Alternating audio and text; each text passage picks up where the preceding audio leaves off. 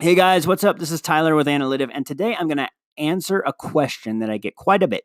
Should you put price on your website?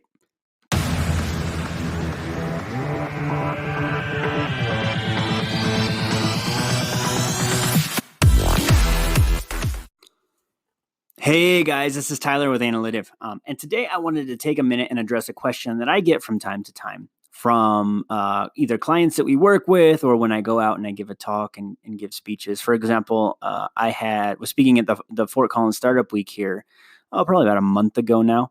And this question came up, and I think it's a really good question. And before that moment at Fort Collins Startup Week, I didn't have a really good answer to the question. The question is simply this: do you put pricing on your website, right? Is it important to include pricing on your website? And of course, the answer to this is varied, and there's a lot of factors that go into it. But what I realized is, as I was answering this question at Fort Collins Startup Week, there's kind of one main reason that you may or may not want to actually add pricing to your website. And so I want to talk to you a little bit about that. So first of all, if you have an e-commerce site, right, if you actually expect people to buy product from you on your website, yeah, you need to have pricing, right? Because you'll have shopping cart functionality. So that's kind of an easy one.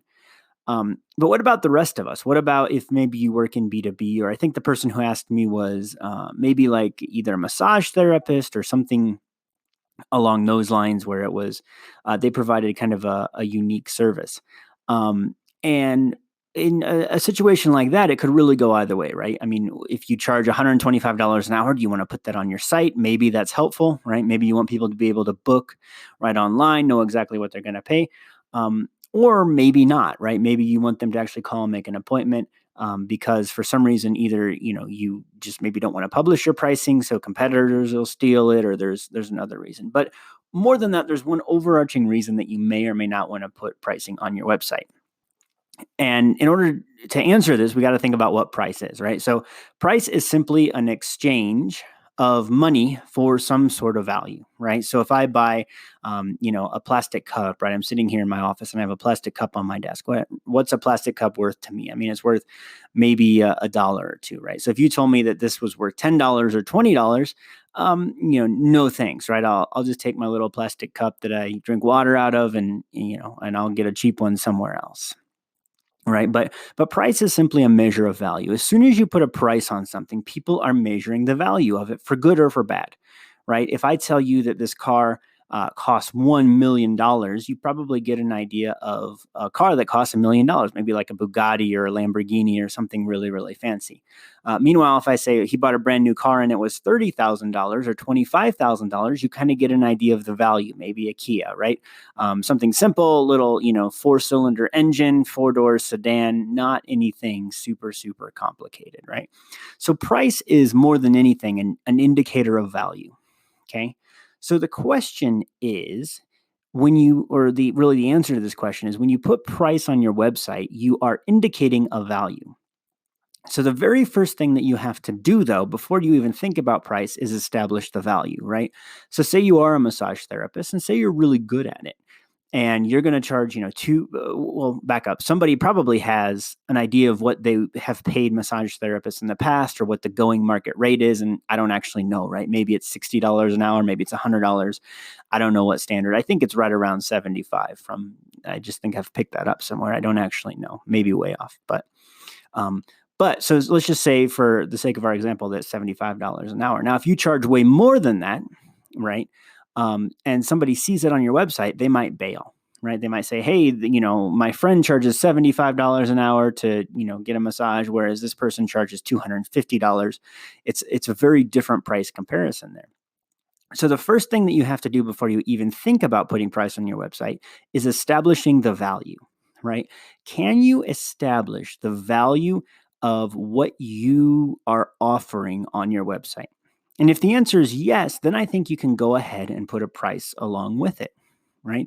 If you know exactly what the value is, and more importantly, if you can communicate the value. Because as soon as you put a price, I'm going to start making judgments about your product or about your service. Now, you have to be able to communicate with me the value.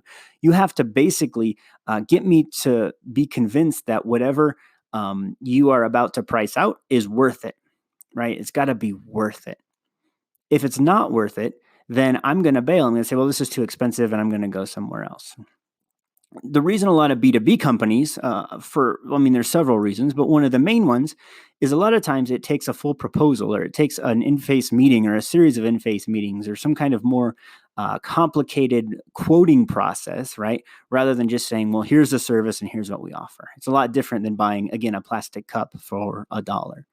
So the very first thing that you have to ask is, when you think about putting pricing on your website, is, can I establish the value of my product or of my service on the web before somebody sees the price, right? Can I establish why my plastic cup, why my hour of massage therapy, why whatever it is that I happen to have is worth what I'm asking for it? If the answer is yes, then there's no harm in putting price on the website, right? Everybody, if you're selling exotic cars, again, an example, then, and somebody knows that this is a Bugatti Veyron and worth $1.6 million, then there's no problem if you're selling one of those to put the price on there, right? But if you're selling something that you haven't established a clear value on, then it doesn't make sense to put the price. So the very first thing to ask is, can you establish the value on the website? And if the answer is yes, then put the price on there. If the answer is no, right, if it takes an in-person meeting, if it takes something more advanced, then I would suggest not putting price on the website. So that's the best answer I have for that question. It's simply a measure of value. If you can establish value, put the price on. If you can't, and it's going to be a longer sales cycle, then do not put the price on the website. This is Tyler, and you are listening to the Analytive Podcast.